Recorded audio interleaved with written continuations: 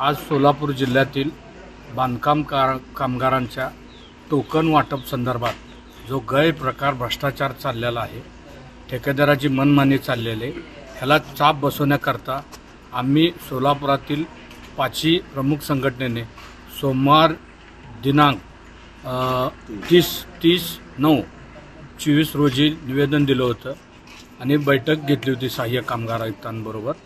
सहाय्यक कामगार आयुक्तांच्या बैठकीमध्ये आयुक्तांनी असं आम्हाला आश्वासन दिलं की बाबा मी आजपासून तात्काळ टोकन प्रक्रिया बंद करतो आणि जे काय आहे ते सगळं व्यवस्थितरित्या आम्ही 4-5 दिवसामध्ये निर्णय घेऊन कामगाराला योग्य न्याय देऊ असा शब्द दिला होता।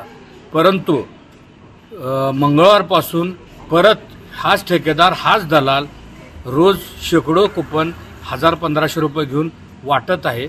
तसेच बेकायदेशीररित्या शिबिरं लावून त्या शिबिरामध्येही पैसे घेतले जात आहेत। अशा प्रकारे हे जे काय कामकाज चाललं होतं त्या संदर्भात आम्ही ऑफिसला आज निवेदन द्यायला आमचे आदरणीय प्रमुख नेते शिवसेना प्रदेशाध्यक्ष उद्धव बाळासाहेब ठाकरे ह्यांच्या कामगार संघटनेसोबत आम्ही आलो होतो।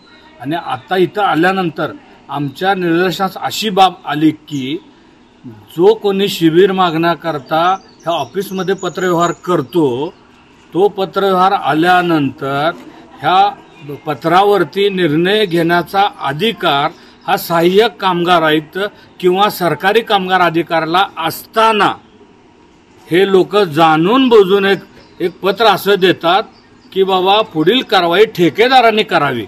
म्हणजे ठेकेदारांनी कुणाला शिबिर द्यायचं, कधी द्यायचं, कशा पद्धतीने द्यायचं हा अधिकार सहाय्यक कामगार आयुक्तांनी सरकारी कामगार अधिकाऱ्यांनी ठेकेदाराला दिलेला आहे। ही बाब बेकायदेशीर आहे, ही बाब गुन्हा नोंदण्यासारखी आहे। आम्ही तात्काळ आत्ताच्या आत्ता कामगार आयुक्तांना भेटण्याचा प्रयत्न करतोय, पण ते सध्या माळशिरसला आहेत तर फोन उचलत नाही आहेत। हा जो चाललेला कारभार आहे माननीय सहाय्यक कामगार आयुक्त याच्यामध्ये सामील आहेत का अशा प्रकारचा सर्व कामगार क्षेत्रामध्ये म्हणजे संशय निर्माण झालेला आहे।